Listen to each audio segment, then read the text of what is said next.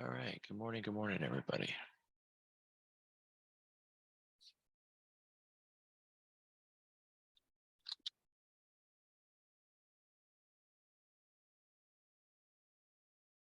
Economic data came out in the Asian session that surprised to the downside.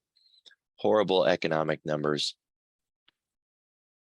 China cut rate hike by 10 basis points, trying to shore up liquidity after that horrible economic data. It didn't do much to help out the markets.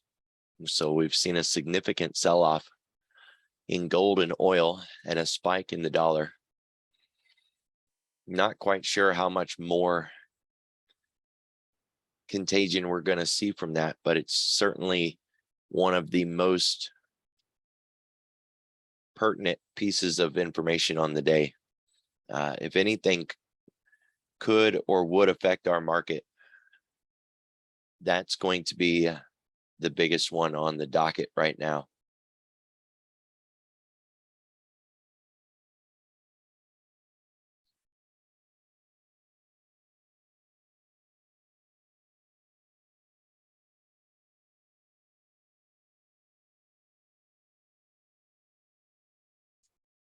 The 210 is still inverted.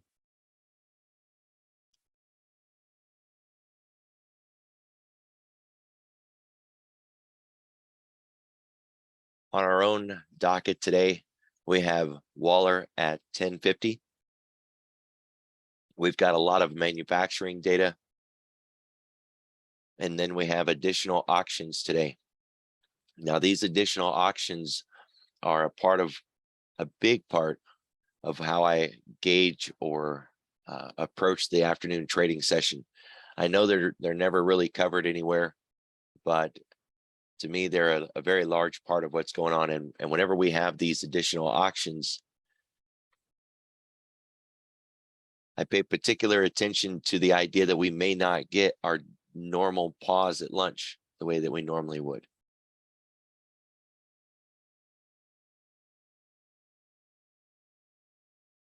So like we usually do with the morning briefing, we want to look at what happened around the world and really think about any long-term news stories, right? Anything that could last longer or turn into something a lot worse than what it is starting out to be right now.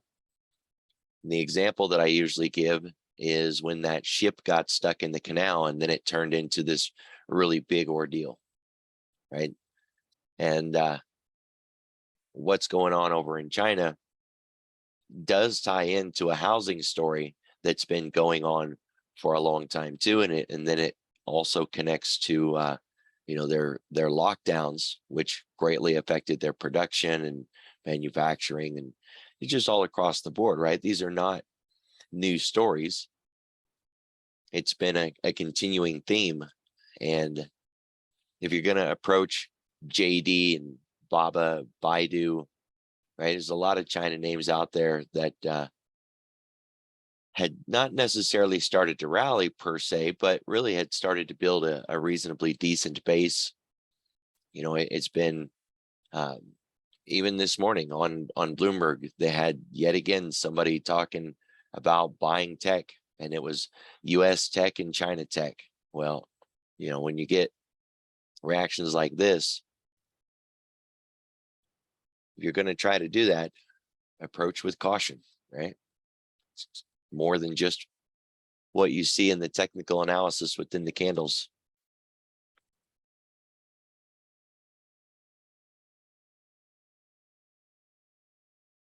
$8:15, 8:30, 10 o'clock, 11:30. The additional auctions today, there is not a 1 o'clock auction. A lot of times there is, not today though. So by 4:30, or excuse me, by 11:30, we're pretty much good to go, right? We shouldn't have anything really standing in the way other than any additional Fed speakers that might show up, because see that we had one Fed speaker already on the docket for the day. We certainly could get another one. So we want to be prepared for the idea that that can happen. You know, when they list the Fed speakers here on Finance Juice, it's because they were registered in advance to show up at a particular place, right? It could be a luncheon, a dinner, it could be just showing up on CNBC. But at any time, they can just pop in into a network, and any network that they do that to is obviously going to let them on, right? We've seen that before when the SPX had hit that 20% low, right? So continue to watch the news through the morning. You're looking for anything on this that starts to say that somebody's out there talking, and it could be, European central bankers, Fed speakers.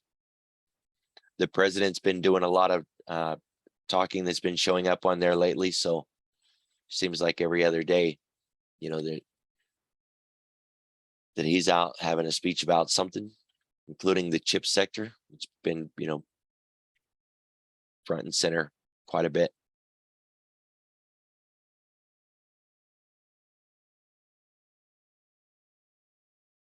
All right, we hit a major level on Friday. And when we squeezed through it onto the other side, the market went into a short squeeze and just exploded to the upside. When that kind of leaves a little bit of a liquidity vacuum behind. So, we automatically assumed that there was going to be a little bit of a pullback, at the very least, like a Busby play, right? That when you get to a resistance level and you fail to break through it, and you fail to break through it, you fail to break through it, and then you finally do break through it, price very often will pull back and test that old resistance as a new support level. I call that a Busby. Technically speaking, we got that Busby. It lines up on the daily pivot, but it also lines up on Thursday's intraday high. Not to the tick, but same kind of zone. Why that's such a big level? If you go out onto the SPX and even into things like Apple, say go out, look at the bigger picture. From the COVID lows to the year-to-date highs,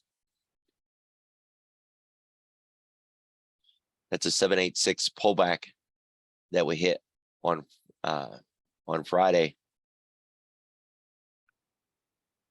We hit it on Thursday and pulled back. We hit it on Friday and broke through it and got into that squeeze.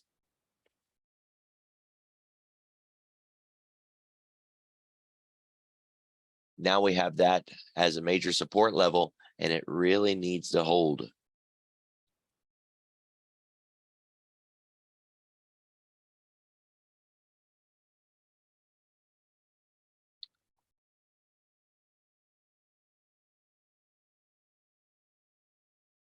All right, so as every day, we can maintain the range, break to the upside or break to the downside. It's always the three things on the docket, right? It's one of those three. Well, yesterday was a very large expansion day. So the base case argument is that we're going to stay inside of yesterday's range. It makes sense because even if we're bearish, we're very likely not going to get, burn down the house bearish. And we would see weakness kind of bouncing us through these lower pivots, but we would still expect the market to stabilize and not really exceed its expected move. The 21 ADR is 68.50. It's about $1. It's about 1.6%. And that puts us down to 42.08. That's the bottom of yesterday. So we line up perfectly on that. To get there, we would have to break the weekly pivot point, the daily pivot point, half the ADR, the Globex open, the cash open from Friday. So there's all these pivot points that we would anticipate hitting on the way down, right? And even that would be considered mildly bearish, not even really all that bearish at all. Fading down a little bit is almost considered a healthy thing to do at this point, right? You don't want to get too extreme. And when we ask that question, have we traveled too far? Have we gone too far too fast? Using something like the 10-day or the 10-week moving average is a really great way to be able to gauge that question. Think of the 10-week as the mean, right? It's the average price of the market, the center of the basketball court. When you get too far away from the mean, the market very often will pause there, consolidate, and or pull back towards the mean again. Well, what's too far? Too far in Tesla would be completely different than too far in, say, X Steel or GM or Ford. So every market has that limit that it gets to, that distance from the 10 where it decides, okay, enough's enough. We're going to pause here and hold the line. So I built this indicator to help us gauge that question. All right, all it's doing is asking, how far away from the 10 are we? And then what's the average distance we get from the 10 before we start to pause or turn around? And on the ES, that happens to be 3% to the upside. When we get more than 3% away from the 10-day moving average, the market tends to pause there and consolidate and or pull back again. We're at 1.85, right? So we're not there. We have not, quote, moved too far too fast. That 2.7 reading where my mouse is at, that was Friday. So Friday we got close to that 3%. And here we are Sunday night, Monday morning, and we've pulled back. But until the market opens, right, I wouldn't count today's yet. Either way, we still haven't moved too far too fast. While we're here on the daily, it's worth noting that we are above the year-to-date anchor to VWAP, which is the cyan line that we got running across the screen. And the weekly expected move doesn't seem to be much changed from the previous week's expected move. So the market makers aren't pricing in really any extreme volatility, but they're not taking any out either.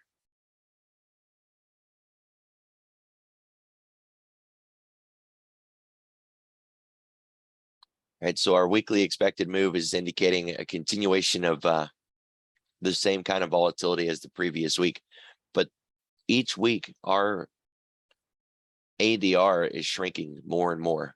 The volatility is going down. If you think about volatility as a nerd word for movement, right? The movement on a day-to-day basis is decreasing.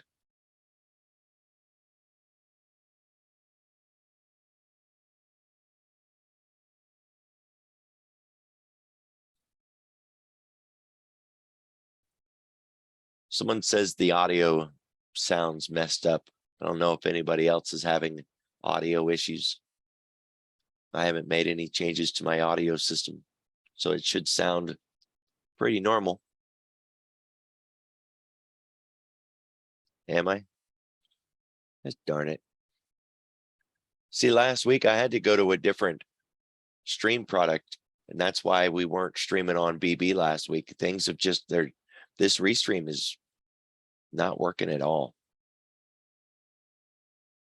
When I try to use it on Chrome crashes completely. Right now I'm not even using Chrome because every time you try to run restream on Chrome, it just breaks it.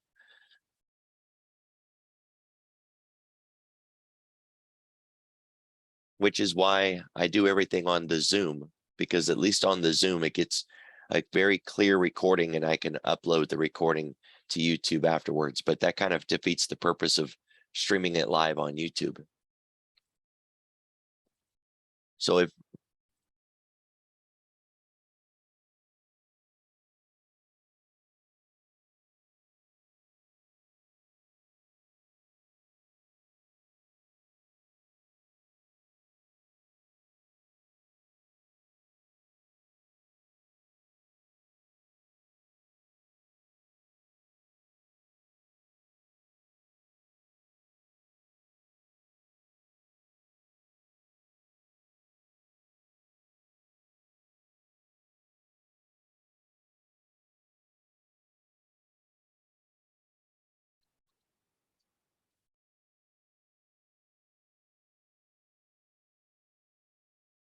What a great way to start the week.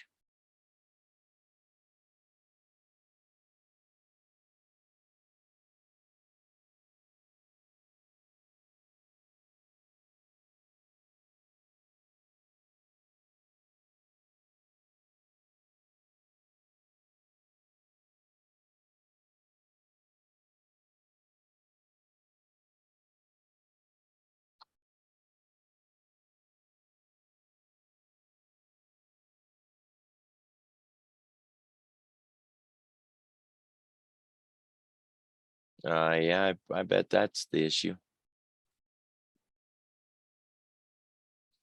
It's gonna kill the restream when I do that though.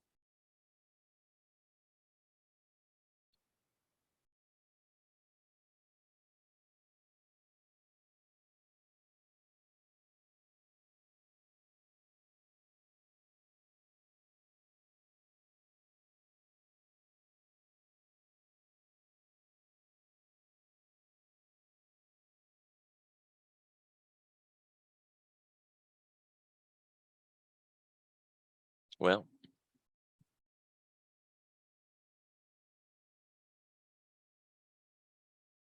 I'll probably just have to upload the Zoom recording afterwards, since I know that the Zoom has a good audio.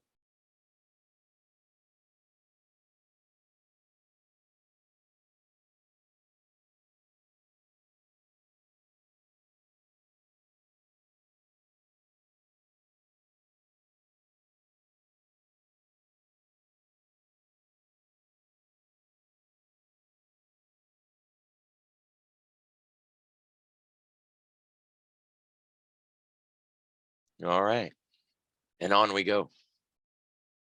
So we talked about the downside breakout.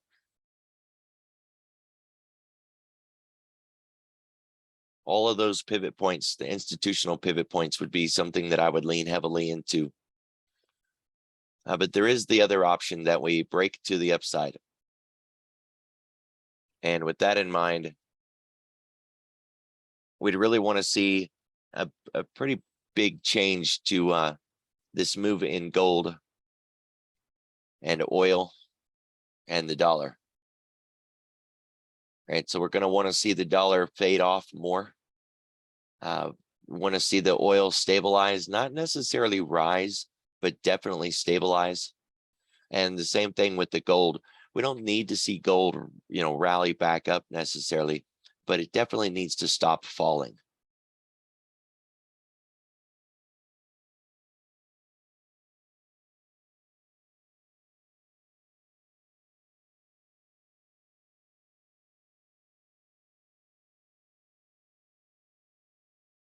We absolutely have the potential to continue to see a rally across the board.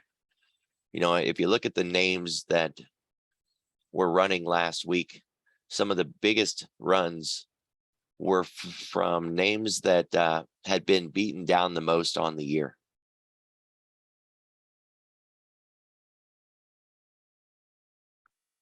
Netflix,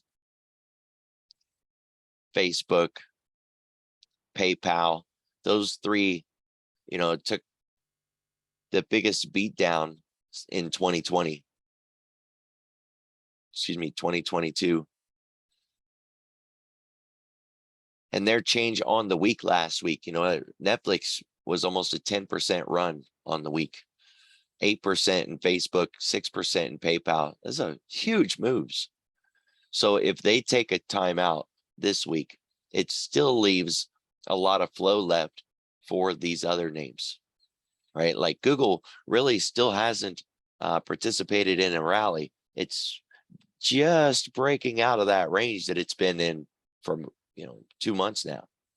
So if the flows come away from PayPal and Meta and Netflix, and we can get those flows into some other names like Google, Nvidia, which was down negative last week, a couple of other monsters of tech names, we could continue to see this market move to the upside.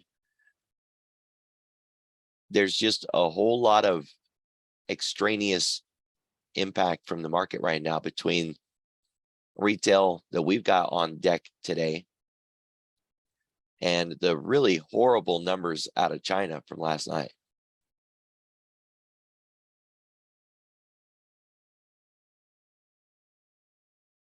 If we did get that break to the upside, 43.11 is a cog line. That's half of our ADR, and 43.45 is a full ADR.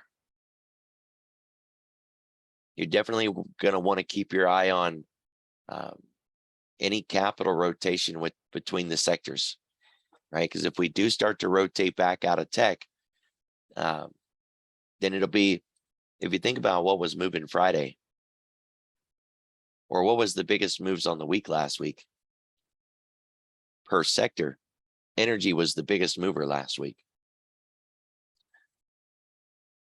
Depending on who was doing the measuring, finance was number 2, or it was number 3, right? Depending on, whether it was a weighted sector or an unweighted sector. But across the board, every place that measures sectors all had energy at the top. So there was really no argument about who moved the most. That was energy. But second place, third place, there was a little bit of disagreement depending on if you went to spiders.com or if you looked at change per week on TD Ameritrade's website, something like that. So I'd continue to keep my eye on finance this week for an opportunity to play. And finance is going to greatly affect the S&P. So if we see finance start to give it up and break lower, it's very, very likely going to take the S&P with it.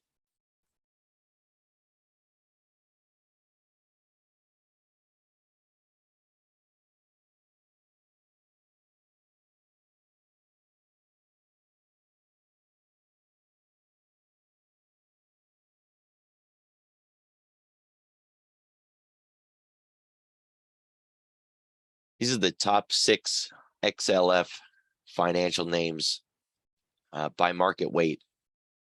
JP Morgan, Bank of America, Wells Fargo, Citi, Goldman, and Morgan Stanley. And you can see just how greatly overextended they are. The anticipation that they begin a pullback just to support, right? We're not talking about seeing the S&P go back to June lows or anything like that. We're just talking about a pullback. Well, this says that, one of our leading risk-on sectors is very likely going to see a significant pullback after having made such a move last week.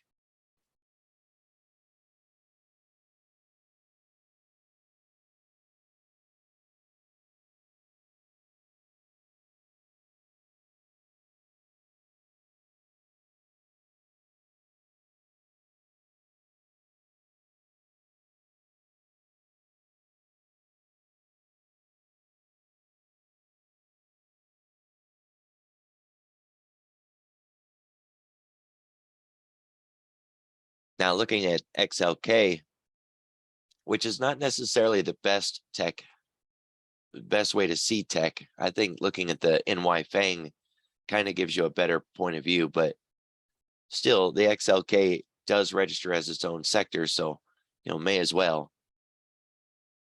Visa, MasterCard, they get lumped in with tech, but that's fintech, so it's still finance.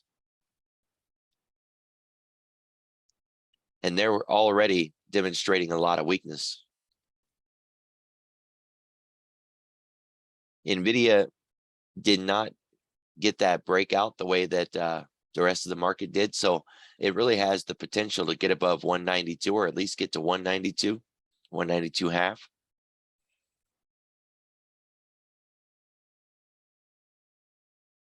And Adobe didn't expand Friday beyond the left side pivot the way everything else did in tech, right? Or at least the way the S&P did, for an example. So it has the potential to go too. But a lot of these other names are just really below their pivot points. So when you think about it, Microsoft had that expansion and Apple had that expansion. But they're about the only ones. The rest of these don't match up.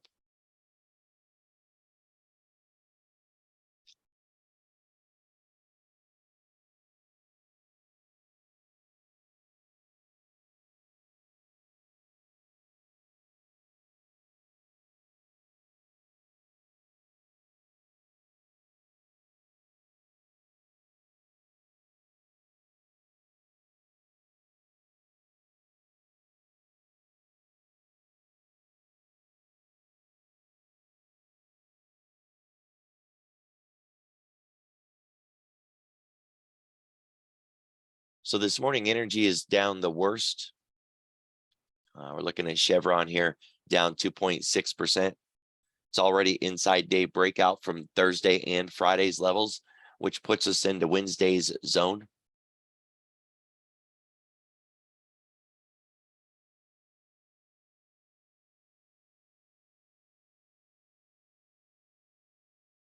And there's really nothing on the list that's positive in the Dow.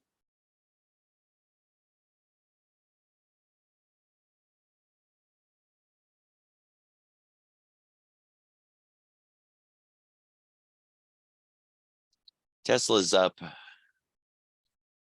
in the S&P 100. Took that rejection off of yesterday's high.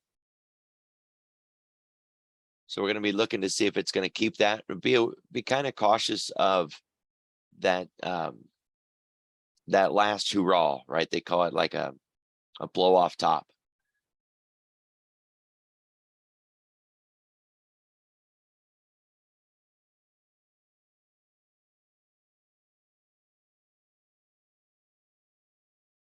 Otherwise, the leading sector to the downside this morning is energy. Behind that, we've got some financials and then industrials.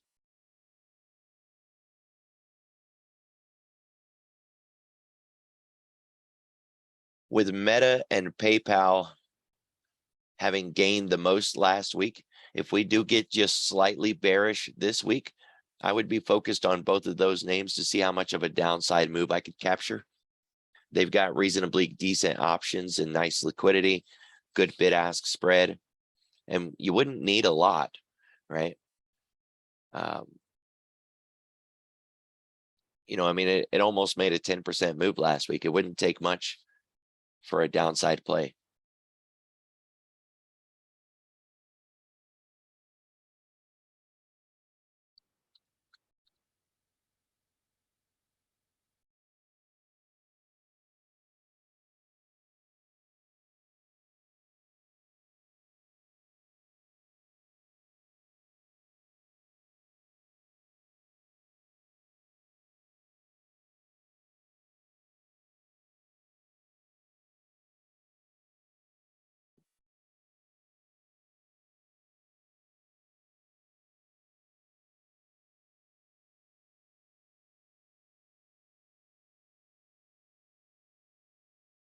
With retail on deck,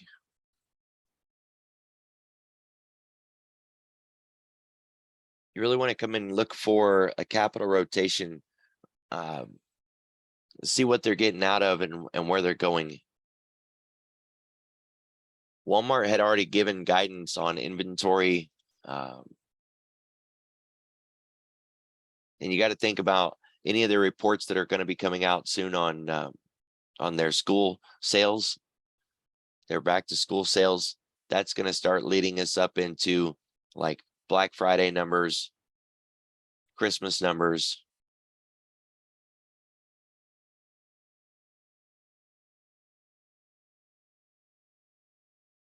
So make sure you check the news on the retail side before you just look at the chart, right? Because they've been doing a really good job of providing forward guidance.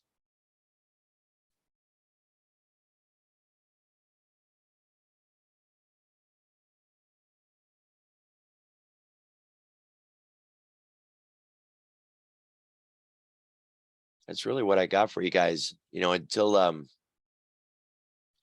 the market opens and starts to give us a reaction on this move from oil, there's really not much more we can do with it. it is my day to stream, and I'll be in the bullish bears, 9, 10-ish or so. See y'all there.